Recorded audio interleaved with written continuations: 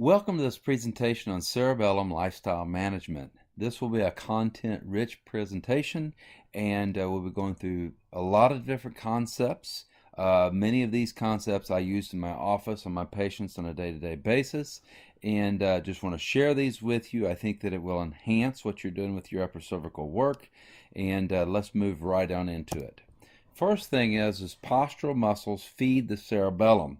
If you look at this right here, you can see, and let me get my white pen out. You can see the dorsal column, and you can see this is talking about proprioception here, and what's going on here, and also what's going on here is all feeding up into that cerebellum. And it says right here the vestibular ocular system. Of course, that's all hooked up with the cerebellum. So the number one proprioceptive input into the cerebellum is really going to be from muscle spindles. So we have also Golgi tendon apparatus, Golgi tendon organs.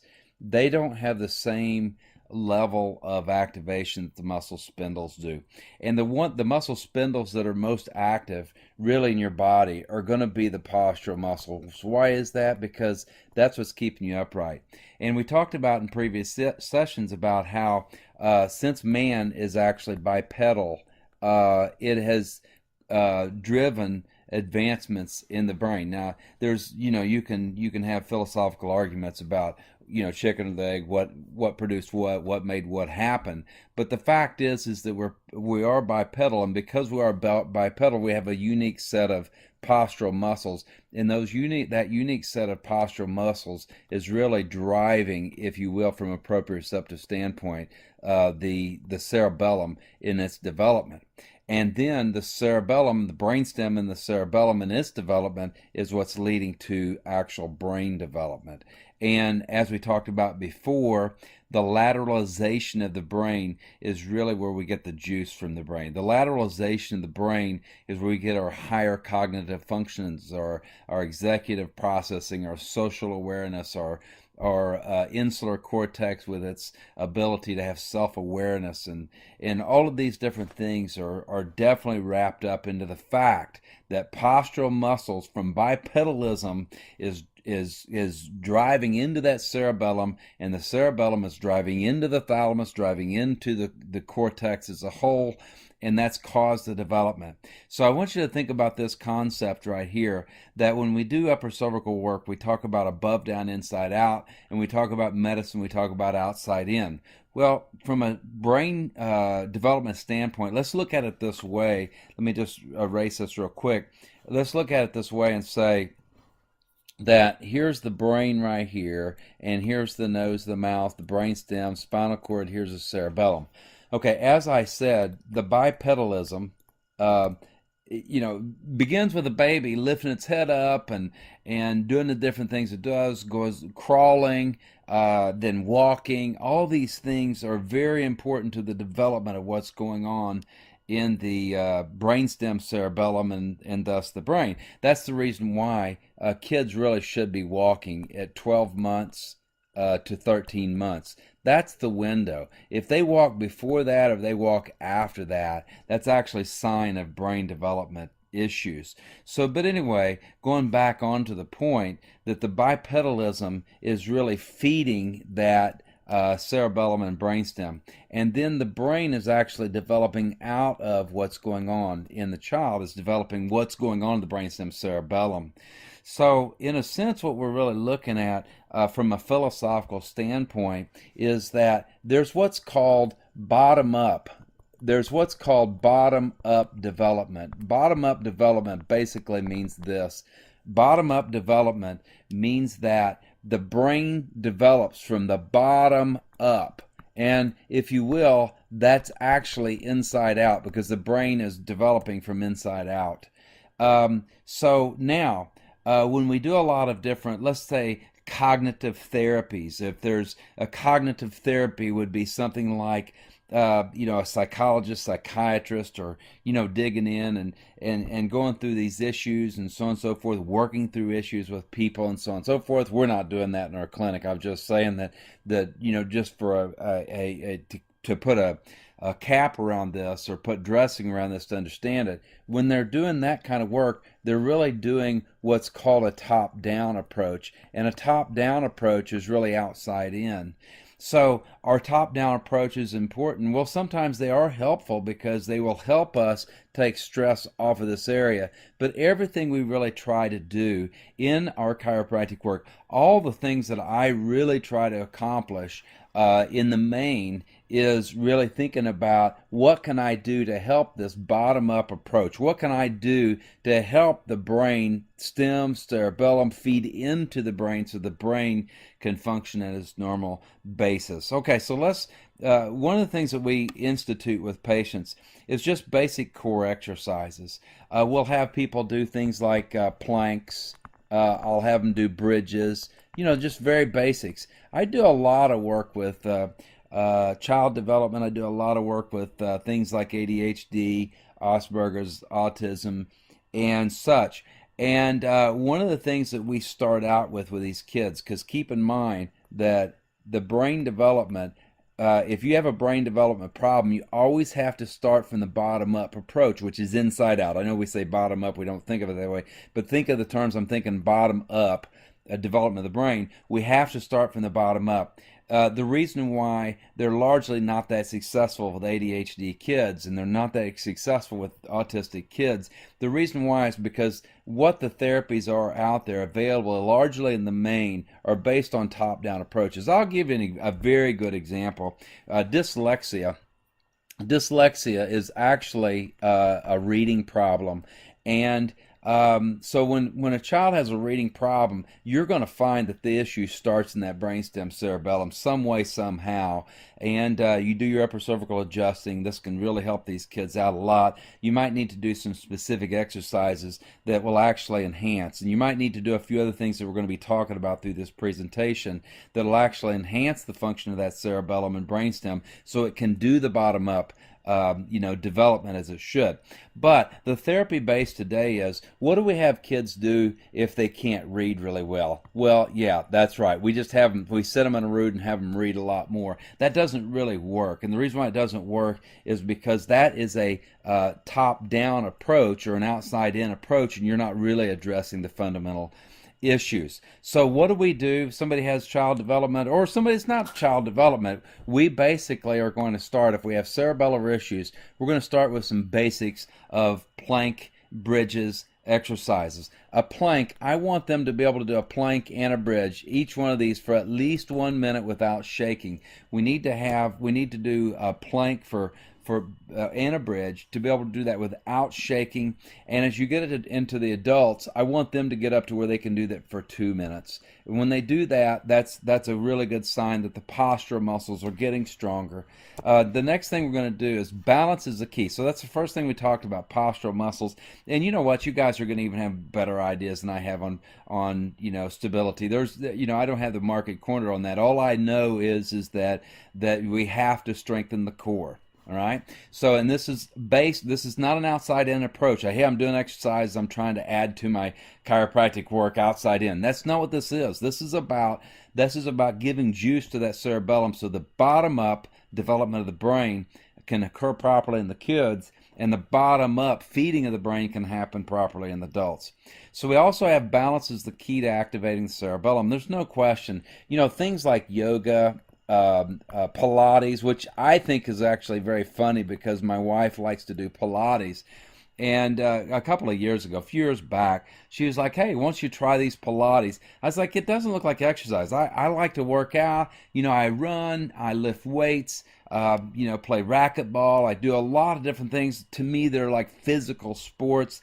And so for me to sit down and do a Pilates exercise just seemed like it wasn't very much work. And I know you guys are laughing out there if you've done them. But anyway, she said, well, just try it. And I got to tell you, she had me doing it, and 20 seconds in, I was fried. I mean, it was crazy. So I started doing that because I recognized that that was a problem. So there's a lot of different balance type things that you can do. You can even get inventive on this. Put people on a wobble board and have them do, get 20-pound weights and do curls if they can do it. Get them on a wobble board and do this. This is great for children. If you want to help children develop their brains, if they have child development problems, you can do things like put them on a wobble board and at the same time have them recite the ABCs, or have them count to 20 or however old they are. If they're old enough, they're 10 or 12 years old, I'm going to have them do the ABCs and maybe skip a letter, A, C, E, and so on and so forth.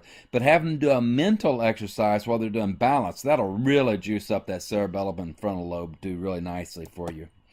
Okay, so eye movements can have a powerful effect on cerebellar function. I'll probably either cut a video or do something to explain this a little bit more, because I don't know that I'm going to be able to adequately explain this on this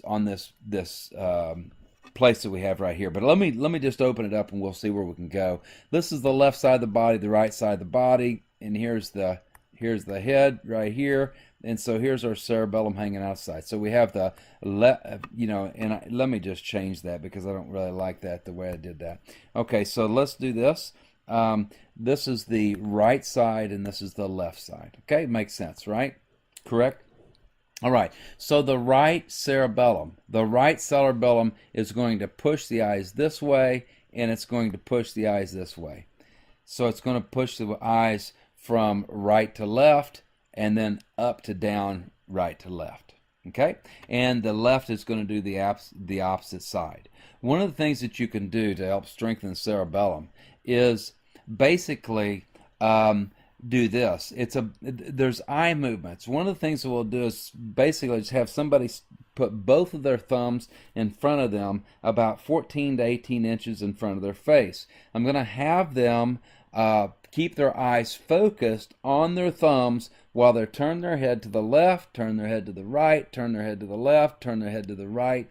You want to do that for about 45 to 60 seconds. That'll help build plasticity in the cerebellum. Now, if they have an obvious right cerebellum weakness or an obvious left cerebellum weakness, which you have found in the exam, in other words, you do dysdiadochokinesia, and the right is just all over the place, flip-flop, and the left looks normal, and you get them on the heel to toe, they fall to the right. You have them do the midline modified Rombergs, they fall to the right. This is going to be a weak right cerebellum. So if you see a weak right cerebellum, one of the things that you can do is you can have them put their finger, and they can have somebody else do this for them, or they can do it, focus on the tip of their finger that's right out in front of them, 14 to 18 inches out in front.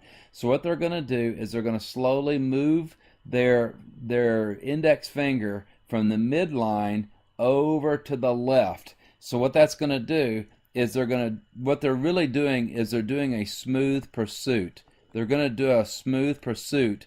If it's a weak right cerebellum, they're going to pursue from the midline to the left because that's activating that right cerebellum.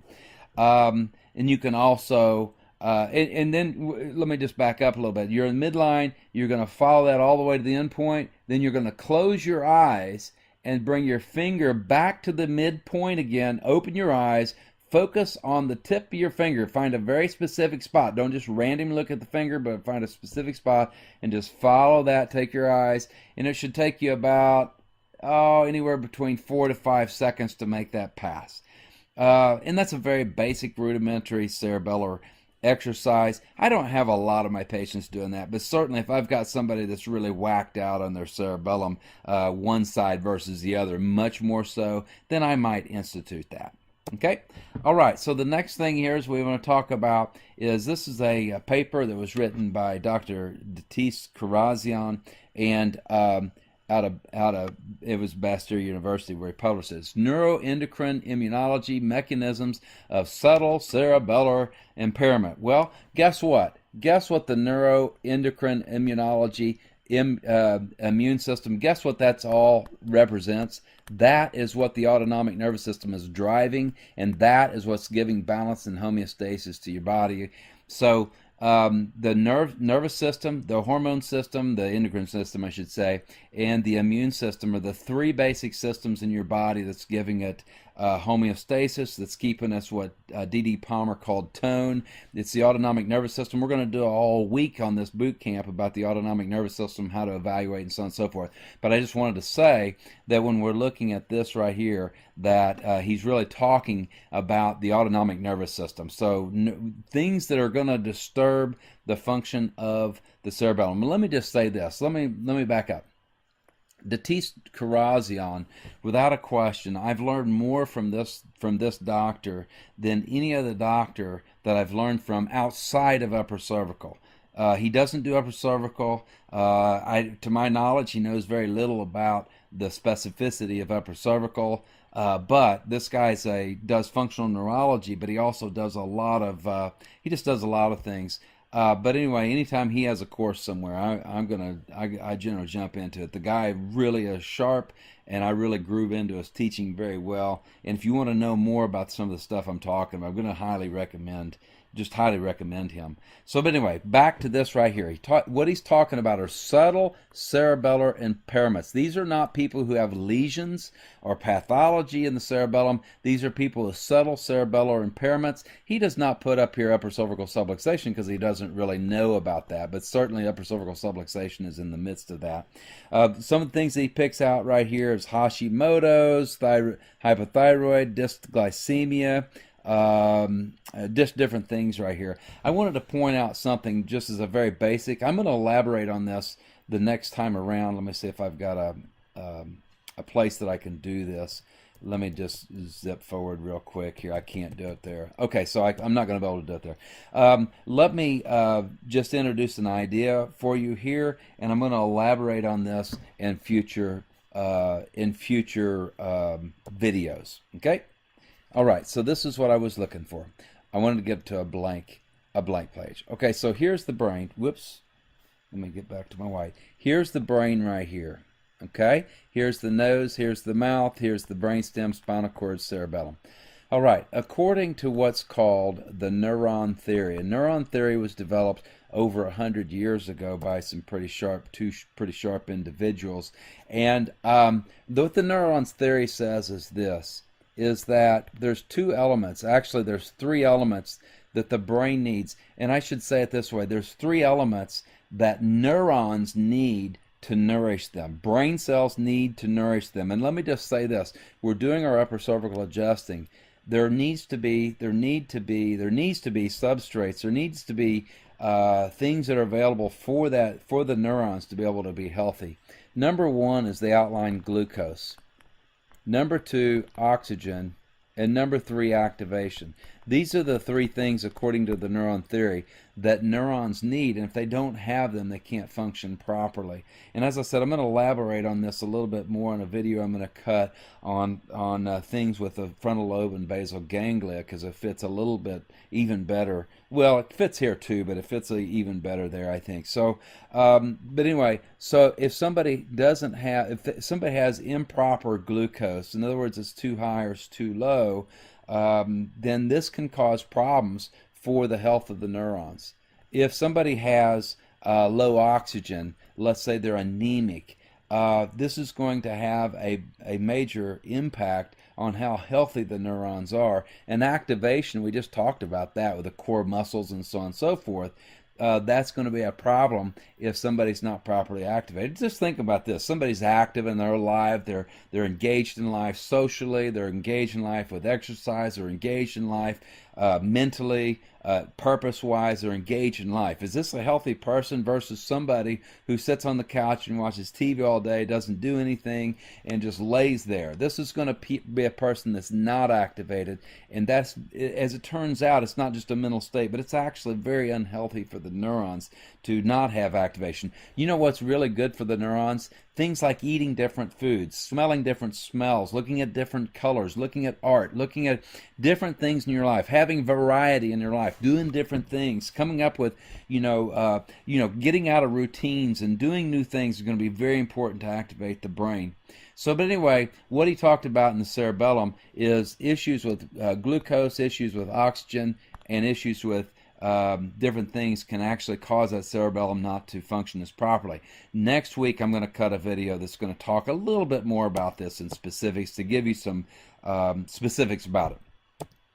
This is a book that Dr. Karazian wrote. It's a pretty thick book. It has a lot of information. It was actually written for folks, kind of like the lay public to read. But it's a pretty in-depth book. It's a little complicated, but it is a very, very good book to read if you want to know more about the neurophysiology of the brain. Excellent resource. Has a lot of references in it. It's chock full of references, and just it's a great, I think it's a great read. I love the book. Anyway, highly recommend it.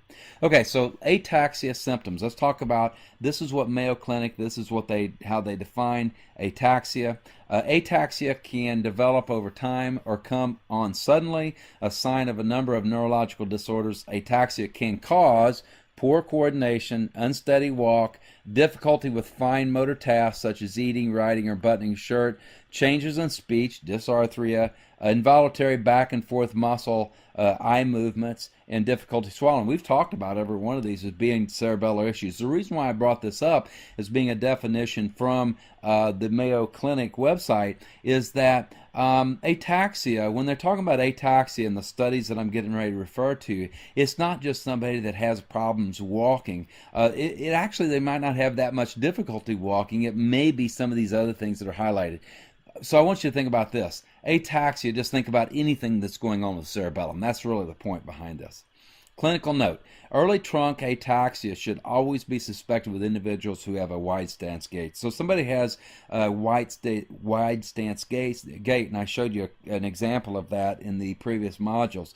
But wide stance gait is, can be an early trunk ataxia. Another thing, sporadic ataxia. You'll see that written in the literature. Sporadic ataxia not caused by a specific neurologic or genetic disease. A lot of times these are things like, your upper cervical subluxation. And what that means is somebody has a buildup of cerebral spinal fluid in that choke point. The blood flow's not coming out properly. It's causing the cerebellum not to work properly, and we get things like sporadic ataxia. That's one of the things that we see when we do our upper cervical work. There are a few other things that can cause that, and I wanted to introduce you to those ideas. First thing, gluten sensitivity. Now, you may have an opinion one way or the other. You might think, oh, it's just a hoax or whatever. I will tell you, with the work I do, it's very definitely, it's a real entity. And I absolutely understand this idea about the fact that something like 5 to 9 days, something like that, before, and this is in the United States. We have a lot of European doctors, we have some Asian doctors on this program, so it may not apply to you, but in the United States, I think it's somewhere between 5 to 9 days before they harvest wheat, they douse it down with glyphosates. And glyphosates are not only carcinogenic, but they've been shown to cause a breakdown of the gut barrier. They've been shown to cause leaky gut permeability, and such and whatnot. And that's one of the things that they actually blame on the fact that we have so much high rate of gluten sensitivity. Also, corn is, they do the same thing with corn. So a lot of people are sensitive to corn as well. Let's talk a little bit about this in specifics. All right, so this is the gut. I want to give you just a little bit of understanding. Here's the gut lining. This is what's going on inside. This is what's passing through, and we're looking right here particularly at the small intestine. So this is the small intestine.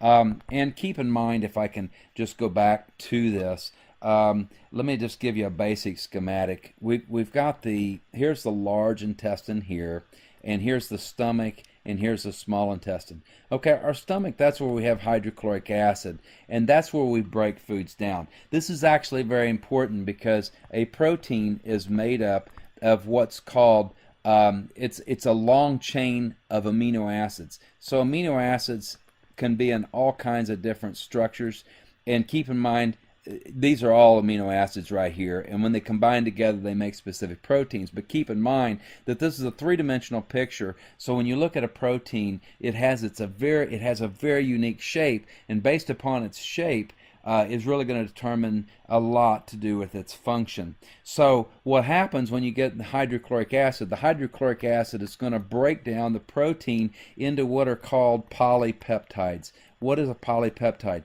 Polypeptide is basically just taking pieces of this out, and so you don't have this long, conglomerate of amino acids coming together called a protein. But what you have is you'll have, little segments of, these are little amino acids. You'll have broken down pieces. They're not individual amino acids, but they're broken down pieces of that protein. It's called a polypeptide. The polypeptides are going to go into the small intestine, and then the small intestines, through your digestive enzymes, which come from the pancreas, is going to further break down those polypeptides into individual amino acids. It's the individual amino acids that go up here and actually go to the liver, and the liver is going to reconstitute it and make it whatever it needs to, proteins or whatever it needs to. These are the things of life for the liver. The liver does so many things. It's the center of your sugar metabolism. It's the center of fat metabolism. It's the center of protein metabolism. So you guessed it, that's right. Our whole fuel supply, our macronutrients, everything's going through the liver. And so, but probably the most important as it relates to life is what goes on with these proteins. So amino acids are going to break down their individuals are going to go to the liver. Why do I bring this up? Well, the reason why I bring this up is because just as it is right here, we talked about the glyphosates. There is something that said that the glyphosates can break down this barrier. Now, it can also just be the gluten protein itself. Let me explain. Right here we have what are called brush borders. These are enterocytes. I should have said that. These are enterocytes. These are the small intestine cells. You only have one cell layer between what's in the lumen of your gut and what's actually going into the blood that's going to go to the liver. Okay, so right here, sitting right here, you have kind of this gooey mass. That's where your probiotics are, and inside here, that's where your digestive enzymes are. So that way, you're keeping, your body's. The thought is to keep bacteria, viruses, lead, plastic, whatever. It's trying to keep it out. So this is a barrier system. We have something right here called occludin bonds. Occludin bonds form what's called a tight junction, and when let's say you eat green beans, you eat broccoli or whatever you eat, you get something out of that. The probiotics are going to convert some of that food into specific B vitamins, and then it's going to selectively open up those occludin bonds, and then you can get the good stuff in. Well, what can happen, though, in the sense with gluten especially? Well, gluten triggers a release of a protein called zonulin, and zonulin is a very powerful protein that actually will open up those occludin bonds. And so what happens is when somebody, especially if they're sensitive to it, even if they're not sensitive to it, but if they are sensitive to it, the gluten will have a powerful upregulation of the zonulin, and the first thing you know, it'll just break this barrier down. Well, when you break the barrier down, the intestinal lining cells are pried apart, and then undigested food enters the blood system. So what you have is you get polypeptides that have not been completely broken down. They're not individual amino acids. When you get a polypeptide that's not broken down properly and it gets into the blood, now the white blood cells are going to look at it and say, I don't like you, and then it's going to upregulate the immune system. When you upregulate the immune system, now you've caused the autonomic nervous system to go wonky. I know this is content rich. I've talked about a lot of different things here, and we could, you could write a book on everything we just talked about. But at the same time, I just wanted to get the idea that gluten sensitivity really is a real thing. It is, whether it's glyphosates, whether it's not, we don't know. At this point, the jury's out. Once you're sensitive to gluten, you're not sensitive to glyphosates. You might be, but this is not the issue. The issue is the polypeptide of the gluten, when it gets in here, is causing a reaction in your immune system, and one of the target places that inflammation can go is the cerebellum. That's what this is talking about. Okay? So we have a breakdown of the barrier. When we get a breakdown of that barrier right there, it can cause, this is the leaky gut, its permeability, its inflammatory response to intruders spreads throughout the body.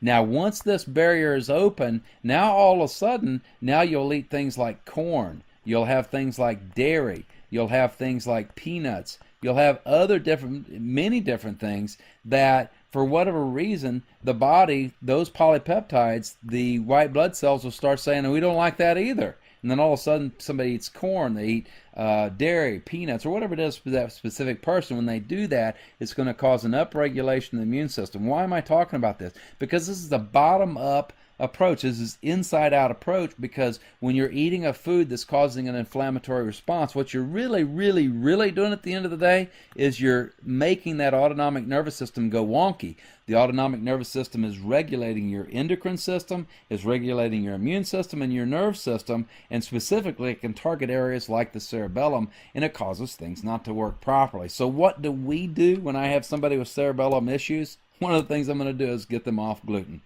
Here's something that you'll actually see as a physical exam on a person. If you look at this right here, your pinky should come up to that line right there. You see that line right there? Your pinky should come up to that line. If your pinky does not come up to that line, it is a sign that you are either genetically celiac or what's called non-celiac gluten sensitive. So if you see a finger like that, now your finger might be normal and you could still be sensitive to gluten, but if you see that, it's a slam dunk. That person has a genetic issue with gluten. Why is that? We don't know. It just happens.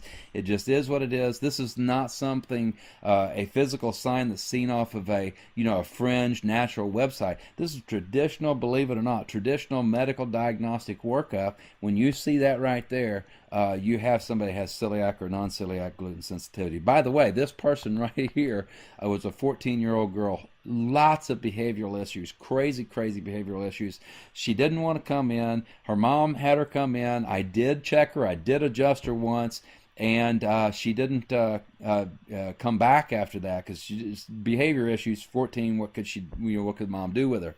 But I did tell her. I said, "Hey, you see that right there? That means you're gluten sensitive." And she said, she gave me the, oh well kind of look. I said, "No, you need to understand this." I said, "You are celiac or non-celiac. If you continue to eat gluten, if you think your life is going bad right now, give us 10 years, give us 15 years down the road. You're going to be Hashimoto's, you're going to have no energy, you're going to be fat, you're going to be depressed. All these things are going to happen. You're going to be taking drugs because your life is out of control, because things are just falling apart, and because you haven't taken care." Now, I was a little harsh on her, I agree, but I was trying to get her attention, and I didn't think she was coming back because of her attitude, and at least I wanted her to know that.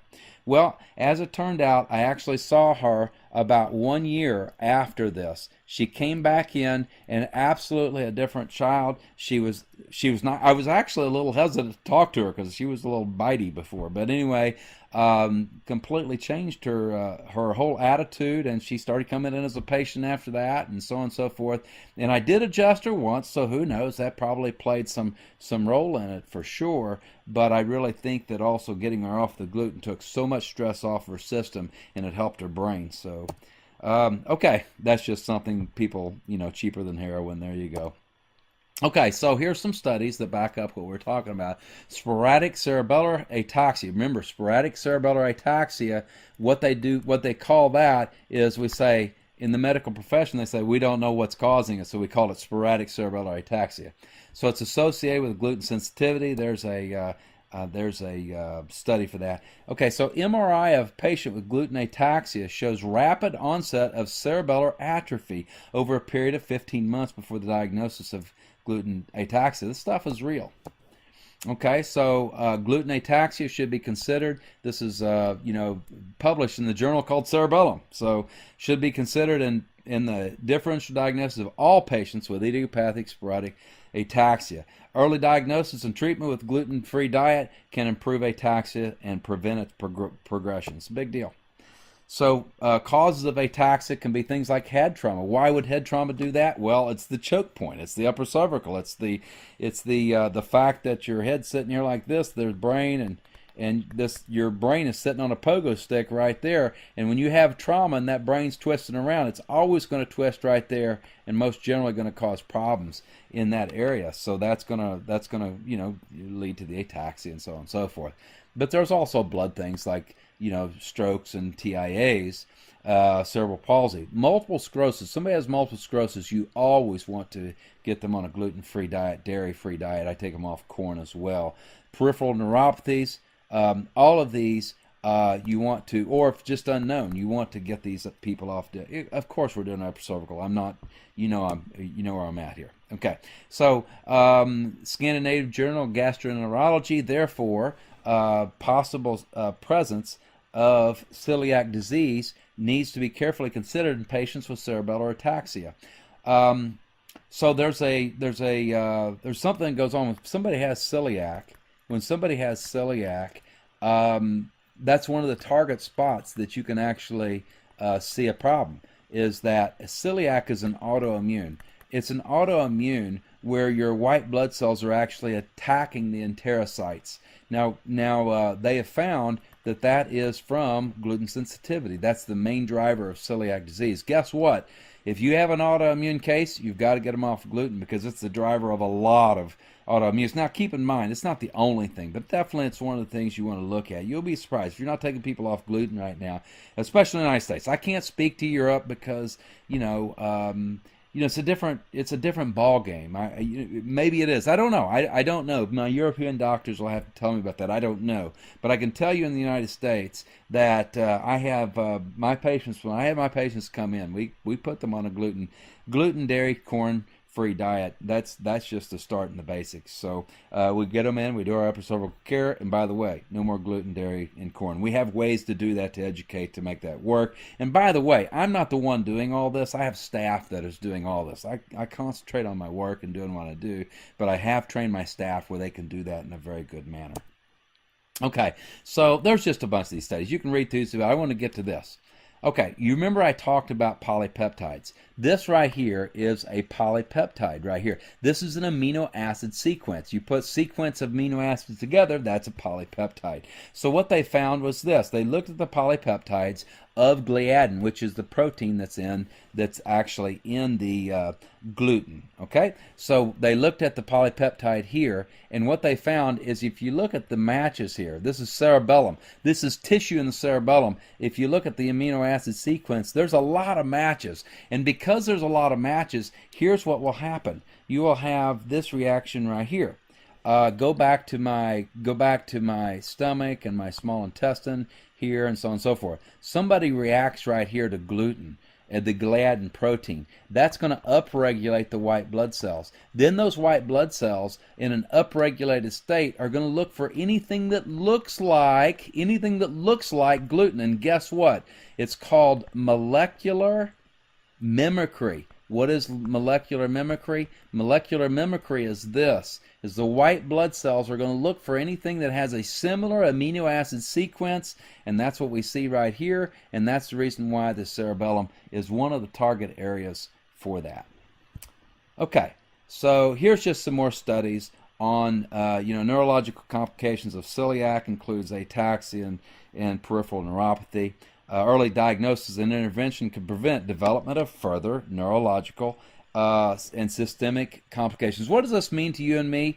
We're not trying to, from a brain down, top down approach here. What we're doing is we are removing interference from the system. Part of that interference can be the fact that you're eating something that's upregulating your immune system, creating interference with the way your autonomic nervous system is processing things normally or abnormally. So if somebody is sensitive to gluten, they just need to be off of that. I have not found that as a matter of fact, what I have found is this: when people are sensitive to gluten, and I'm trying to I'm doing my pattern analysis, these are the people whose lines never completely clear out. Why is that? Because your pattern analysis is based upon what's going on in the autonomic nervous system. The autonomic nervous system is controlling the blood supply.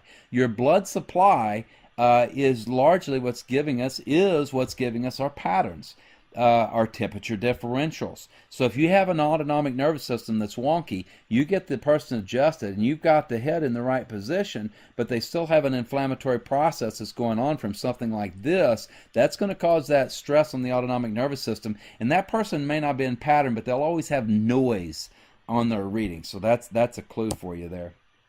Here's just some more things right here. A minority of patients with gluten ataxia have, in addition, extensive white matter abnormalities. So they build up white matter, these little white matter in the brain. I've actually seen that, send people out with MRIs and they have white matter, and that can actually be from a gluten sensitivity. So there's more stuff here. The serum from celiac patients, disease patients, contains these different antibodies that can potentially cause ataxia. All right, so I think you get the point there. I'm going to give you these PowerPoints. You certainly can read through those, and I suggest that you do. It's just all over the place here. There's all kinds. The next thing we'll talk about is GAD antibodies. I just want to talk about, introduce this idea. We're not going to go very far down this road, but certainly it's out there. Here's the brain, the nose and the mouth. Here's my cerebellum. All right, so in the midbrain right here, reticular activating system turns on the brain by using something called glutamate. It's a neurotransmitter.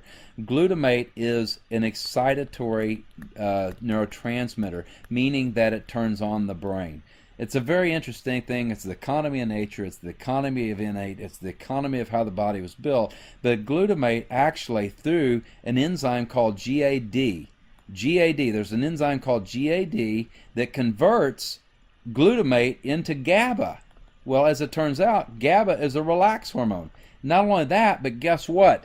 Inside your cerebellum, you have something called Purkinje fibers. These Purkinje fibers, if you remember, this is largely what gates or inhibits the cerebellum from going crazy. It's what inhibits the cerebellum, those deep cerebellar nuclei. Remember the dentate and the umbelliform and the fastigial? It keeps them from doing too much, because when they do too much, like the fastigial, you're going to have dizziness, you're going to have vertigo, you're going to have all kinds of problems. If the dentate's doing too much, you can have everything from anxiety to cognitive problems to all kinds of issues in the brain, emotional problems, so on and so forth. So the Purkinje fibers are largely gating activity, but here's what happens. Is that GABA is it is the primary neurotransmitter for the Purkinje fibers. So what happens is when somebody has an autoimmune and white blood cells are actually attacking the GAD antibody, what will happen is they're not producing the GABA properly. When they don't produce GABA properly, the Purkinje fibers are not bathed.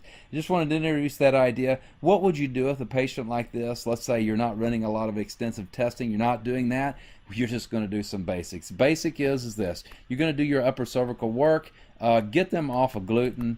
I would also suggest getting them off of dairy and corn, because these are all three things that can upregulate the immune system. When you upregulate the immune system, you can drive the autoimmune process. This is what I do. I see patients that, the type of patients that I see, I see a lot of patients that have everything from Hashimoto's to, come in with diabetes to whatever the cases may be. As a matter of fact, I would say nearly all of my cases are in some kind of variety of these kind of issues, and so I might look at these things more in depth. But for the purpose of, let's say you're seeing 100 visits a day and you're trying to just improve your upper cervical work or improve results, or I shouldn't say that, you're getting good results, but enhance what you're doing. If you'll do this practice right here, it'll knock down inflammation, and you will not be sorry you do that. If you do that, you'll see some good, nice things happen. If you guys want me to elaborate on the GAD a little bit more, give me some feedback and I will. Okay? So there's some things to read. Toxic elements. There are some toxic elements in our environment.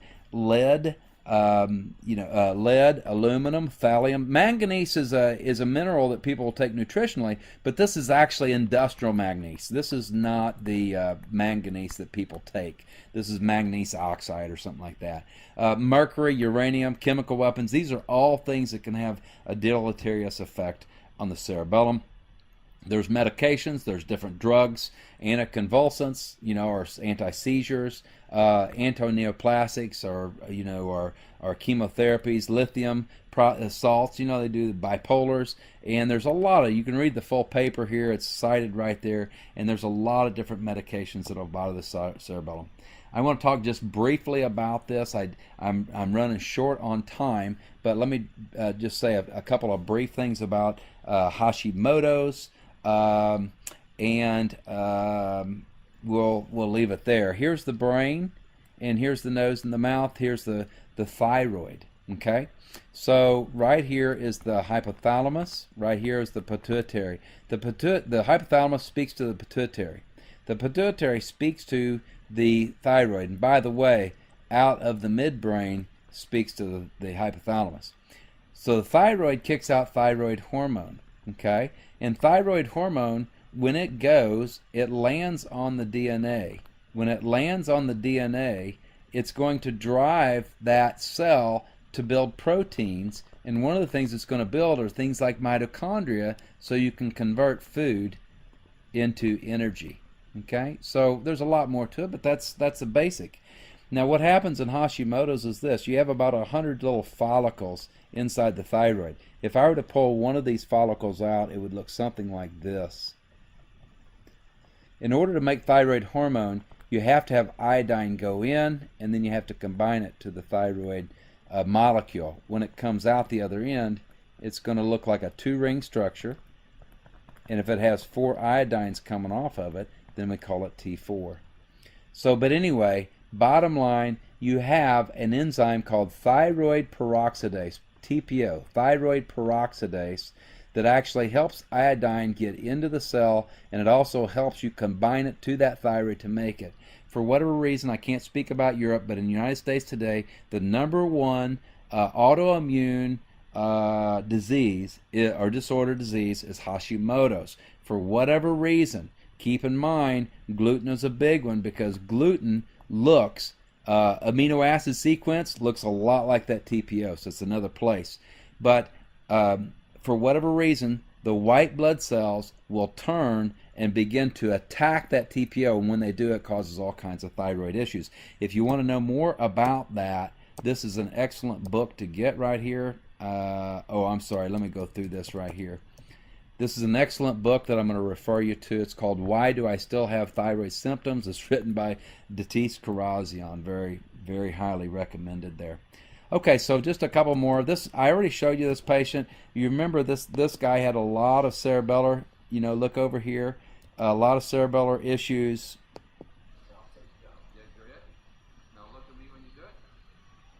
Look at him falling all over the place, and watch the finger. Okay, good. Now, I think the last one he had a lot more shaking to it there, so we could just look at that. Okay, good. And this is what I wanted to show you right here.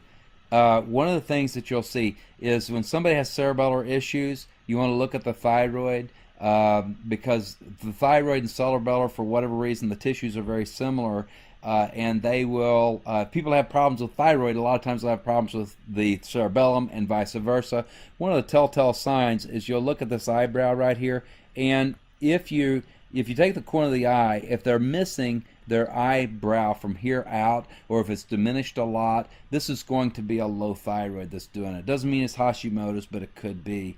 I actually ran tests on this person, did blood tests, and he did not have Hashimoto's. He just had, a low functioning thyroid. It all works together. So, okay. So just a couple more things. Alcoholic cerebellum degeneration. As it turns out, for whatever reason, alcohol affects the anterior portion of the cerebellum. So this is the anterior portion, and it would be the target area for alcohol. There's different reasons why they say alcohol does this. Well, when we get drunk that we can't, we slur our words. That's cerebellum. We stumble around, ataxia. They call it alcoholic or alcohol-induced ataxia. That's one of the ways they'll check you for a DUI in the United States. Driving under the influence is do cerebellar testing, see how you're doing with that. So, but anyway, it's a target spot. And I just wanted to say this, that nutritional deficiencies, it's very interesting, but people who drink alcohol and alcoholics, one of the things that they get deficient in is the B vitamin called thiamine.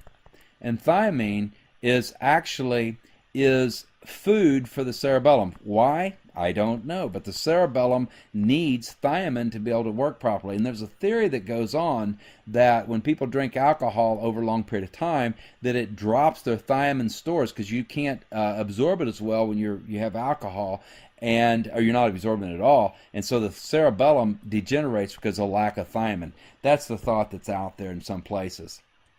Here's just something from Mayo Clinic. Mayo Clinic talks about how vitamin E, vitamin B12, and thiamine deficiencies can actually result in cerebellar ataxia. So nutritional cerebellar degeneration, with comments on its relationship to Wernicke's disease and alcoholism.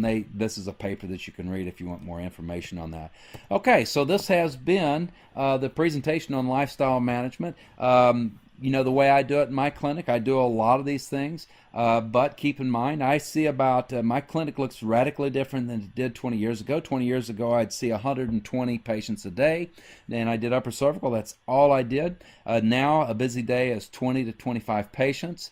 I do extensive workup on patients. I do upper cervical. It's the core of what I do, and everything I do is based upon getting people clear and reducing and enhancing my cervical work. If I were doing 100 patients a day, 120 patients a day, what I would do, the take home from this talk is this is what I would do. I would have my staff teach my staff how to teach patients how to do basic core exercises, basic cerebellar exercise. I teach my staff how to go over dietary things like getting them off of gluten, dairy, corn. And as this boot camp progresses, I'm going to show you a little bit more about how to do that. I have staff that do that. Even though I do all this extensive work, I do not sit down with patients and talk to them about, eating broccoli and green beans. I do not do that. Why I do what I do and how I do it because I have found that if I can reduce interference off of the nervous system, get that autonomic nervous system balanced, and get it doing right, well, I can see just absolutely tremendous things happen for my patients. Okay, so I hope you've enjoyed this presentation as much as I have enjoyed giving it.